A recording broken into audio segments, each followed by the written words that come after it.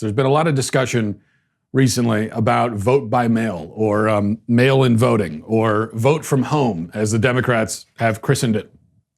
The Democrats want to push for mail-in voting and spend billions of dollars to fund it, and Trump is against the idea, and that's basically the breakdown of the controversy here.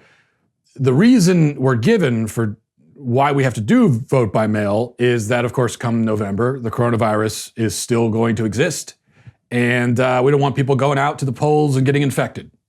That's the argument anyway. The reason that Trump gives for not wanting mail-in voting is that there's an opportunity for fraud, because it'd be very difficult to protect the integrity of the voting process when people are doing it at home and mailing in the ballots. Now, a lot of states already had mail-in voting. That's a thing that already existed, but in many states, you can only do it under certain circumstances, like if you're elderly or disabled. And even the states that allow anyone to mail in vote, most people don't do that. Now what we could be looking at a potential situation where you've got tens of millions of mail-in ballots. How do you keep track of everything and as I said, protect the integrity of the voting process? Now, here's what I'll say about that. I also am against mail-in voting. I'm against it in general, though, even aside from the coronavirus or anything else.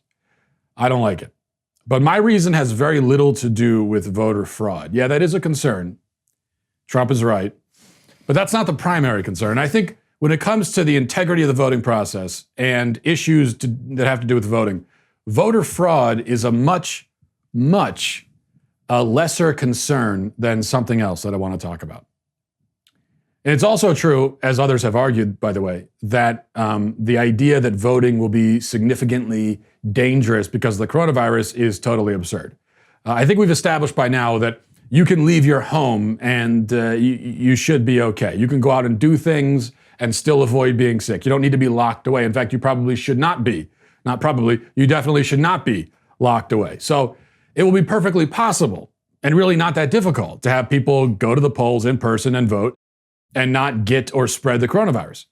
After all, it's not like people are going into the booth, as groups, or at least they shouldn't be. So we're already socially distanced when we vote. So I'm not really sure I understand what the problem is. But aside from that, aside from fraud as well, and aside from the fact that this isn't even an issue, my problem is that voting shouldn't be that easy anyway. This all goes back to the fundamental flaw in the way that we think of and approach voting in modern culture. We see it as this sacred, universal right held by everyone, and so we have to make it as easy and painless and convenient as possible for people to do it. And any obstacle that's put in the way, any inconvenience that they suffer, any sacrifice that's required of them in order to do it is seen as depriving people of this right, or at least interfering with their ability to exercise it. Now, there are some problems here. Starting with this, voting is not a sacred universal right held by everyone. In fact, we don't treat it that way in this country even now, really. We don't let people under the age of 18 vote. We don't let felons vote. We do obviously think that there should be some parameters put in place to determine who can vote. At least most people think that. Our founding fathers thought that there should be even more parameters. Now, of course, for a long time in this country, women couldn't vote, black people couldn't vote, and that needed to be fixed, and it was. That doesn't mean, however, that we should have to do away with all of the barriers and obstacles and parameters that were put in place. So yeah, you do away with the racial and gender-based obstacles, sure, but the original idea, only property owners vote. That is, only people with skin in the game, only contributing and competent members of society vote. That was good. That's how it should be. Take away all of the racial and gender elements of it, and the basic idea is a good one. Politicians, especially Democrats, though, want everyone to vote. They want to make it as easy as possible for everybody to vote. They want to make it so that you almost literally don't have to raise a finger yourself, lift a finger to vote. If they could come to your house and carry you to the polls like a baby, cradling you in their arms and humming lullabies the whole time, they would do that if they could.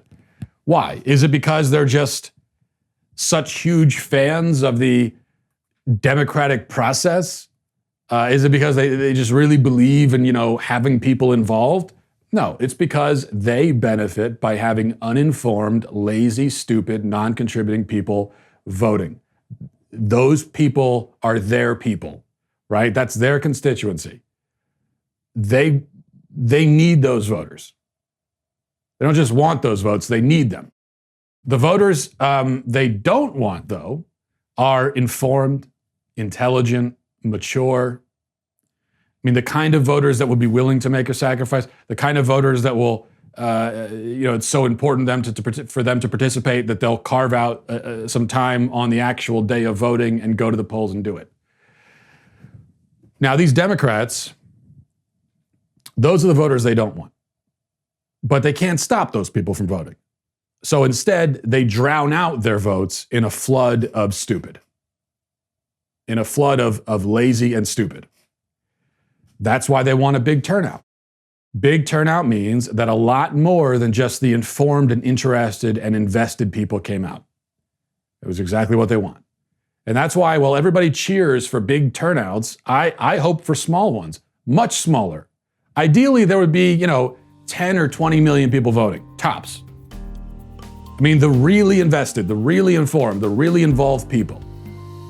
And if it was just them, America would transform for the better practically overnight in that scenario.